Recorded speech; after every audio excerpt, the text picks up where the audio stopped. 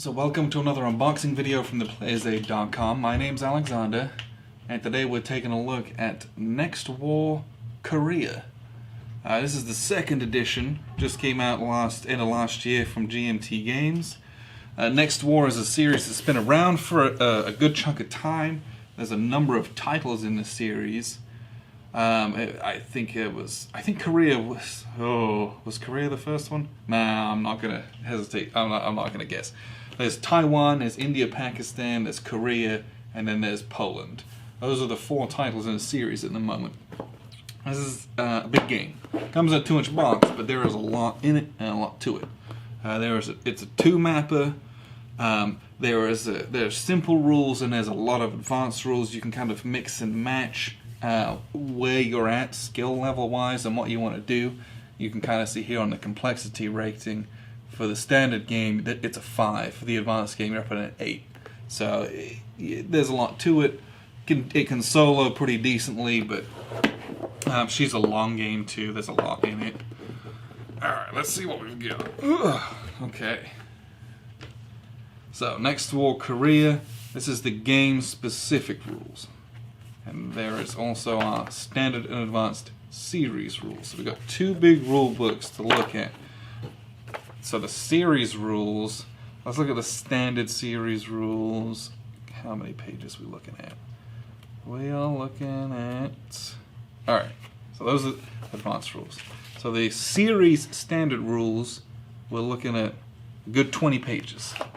And this is a classic GMT rulebook, exactly what you would expect from them.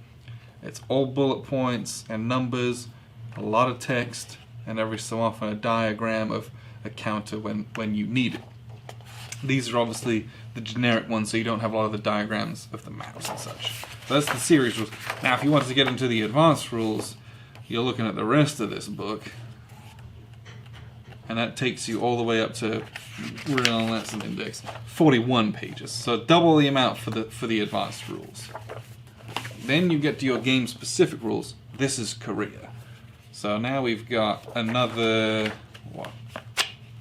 These all look at the actual rules. There's a designer notes at the end. Really 20, this is OOBs, and this is setups, advanced scenarios. Okay, where's the actual rules? Scenario rules. And there's a whole bunch, which is nice. It's good that there's a lot of scenarios. Okay. Really, this is 13 pages of rules. So base game wise, you're looking at 33 pages of rules with the series, and then this as well. 33 pages of rules. And some of these you don't need. You can see here, so movement, it says standard and advanced. Whereas some of the latest stuff, subordination, is only advanced. So some of the stuff you can cut out, so it's maybe not quite 33 pages, but yeah, it's a good chunk of rules though. But once you get through that, we can set up and play. This is a 2-mapper. So we've got 1 map here, 1 map here. Alright. And then we have, good gracious, there's a lot of stuff. Okay. We'll do the map sale in a second. The next thing we have is 1, 2, 3, 4. So we have 5 full counter sheets and 1 half counter sheet. And unlike a lot of these games, a significant number of these counters are units. So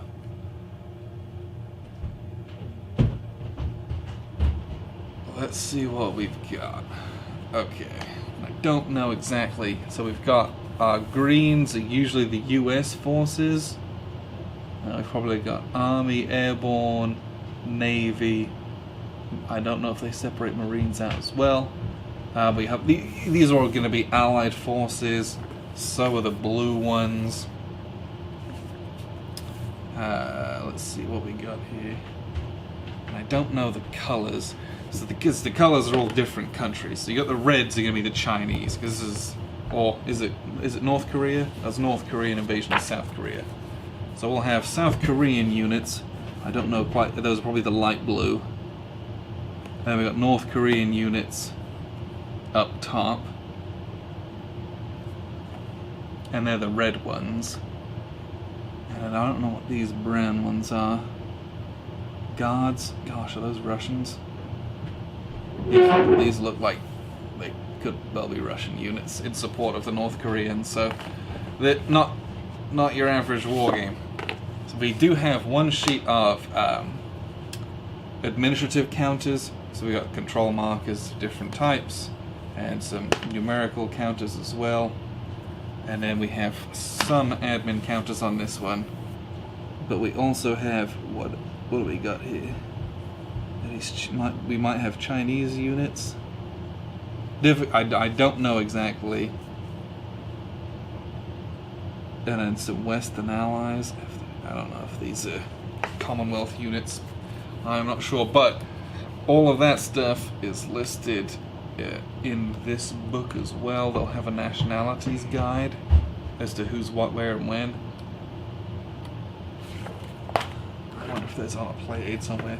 But there's a ton of counters, and it's all modern. So even if you look at just the fighters, this isn't just, oh, here's my fighters. A ton of different types of fighters and different values, and you'll send them on different types of missions based on what they're good at, what they're not good at. And that's something that you can get excited about with the research that's gone into it and the crunch if you're into that kind of game. We have play aids now, and there's a bunch of them, a whole bunch of them. A lot of card in this game. The game needs a good chunk of space, especially if you're playing advanced rules. So we've got our game tables for paradrops, sea control, replacements, recon, air points, and the air points dictate how many sorties you can run of all different types, things like that. This is our standard game sequence of play. This is our advanced game sequence of play.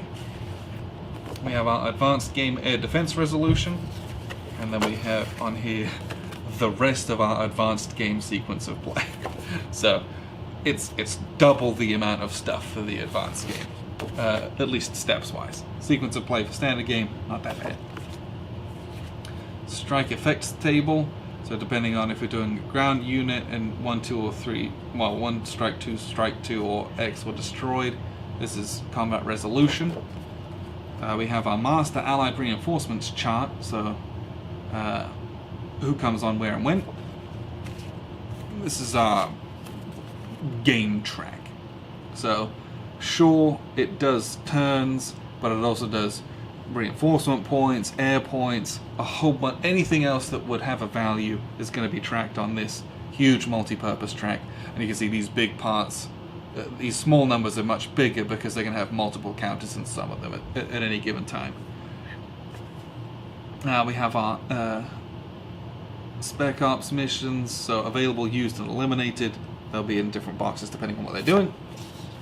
And we have our advanced game tables, and there are 2 of these, and these are the same. So each player is going to have 1 of these. This is a bifold with all of our extra detection charts for air and naval. And a lot of the advanced rules are to do with the air stuff, but it's not that it's totally absent from the standard game. It is in there, it's just in a much more simplified format. Terrain effects charts, each of those identical. And then we also have our CRT and explanation of results. And we have a dice roll modifier track here as well. And these are identical. You can use them for both games. And then the last thing we have in here, so we got bag of bags, yes. Absolutely going to need that, and a lot more probably. We have 2 D10s, red one and a gray one. And this is just an insert, which we can pitch. Now, this is our air superiority missions. So you've got your 2 hex maps where you're going to fire all the ground combat and stuff like that. This is one of the things that makes this game not necessarily unique, but this is one of the things that people love about this. Because you have to establish air superiority, so you're going to be sending out guys, but you can't just send everyone, because then they're all going to have flown, you're going to have anyone left to maintain your superiority. So you're cycling flights in and out, maintaining air superiority, or at least attempting to gain it. Allies have carriers. The DPRK just have a bunch of holding boxes from their land aircraft-based fighters. It looks like we've got non-allied carriers as well. There's a very small amount of them. But this whole thing is going to be in addition to the map, so that's why you had twice as many steps in the sequence of play. There's a lot more extra stuff to do in the advanced game. But if you're playing a standard game, you don't need to worry about that nearly as much. So let's take a look at those maps. Because the maps here are very vibrant.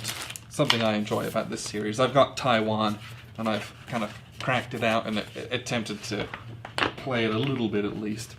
So here we have, is this the northern map? Let's see. No, this is the southern map. Okay. So we've got, this is 22 by 34. It's exactly what you would expect from a GMT type map. The terrain is very clear in each hex of what each hex is. I actually think this is almost better than some other games because the roads are really thick.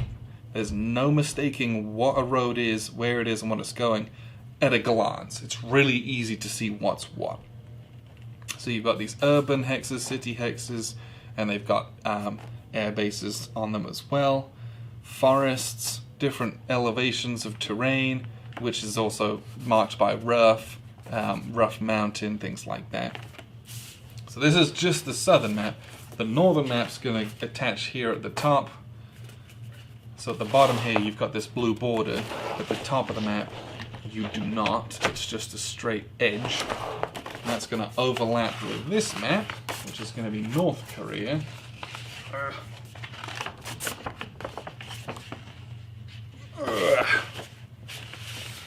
So here we've got the DMZ, and there's a whole bunch of markings up here. And I hope those are defensive modifiers for all of your stationed forces and all that kind of stuff. That could be very, very cool. On this track we also have things like our North Korea air defense track. There was the South Korean one on the other map. We have a Japanese holding boxes, weather tracks. We have our phase track. So you're going through that long sequence of play, you've also got a marker to go like boop, boop, boop, just to make sure that you know where you're at, things like that. But yeah, this is Korean Peninsula. It's not the whole peninsula, you don't have the whole of the south because there comes a point where they surrender would have happened, so you're not going to fight all the way to the bloody beaches of the south. But North's going to make a push south, see how far they can get, with everything in between air superiority wise. There's naval units, a lot of ground units, so this is a deep game. It can be even deeper, but it's a very popular system. It's been around for a while. This is the second edition. I don't think it's just a straight second printing. I think they tidied up some of the rules because there's been a lot of other games that have come out in the series since this one was first made. Does it say then? No, it doesn't. Okay. So I think they just brought it back up to speed, I think. So this is Next War Korea. This is a big game. Should be easy to solo as well. So if you have a lot of spare time at home, which you might do as things stand, this might be something that you'd look into just setting up and being able to play over the course of a few days. Just kind of pushing counters around yourself, seeing what you can make happen. So appreciate you guys tuning in. This is Next War Korea from 2nd edition from GMT Games. This was designed by Mitchell Land, and he's done a couple of really good games. This is one of them. Their system's originally designed by Gene, who is, Gene Billingsley is GMT at some point. So, appreciate you guys tuning in. I've been Alexander from thePlayersaid.com. Next War Korea 2nd edition.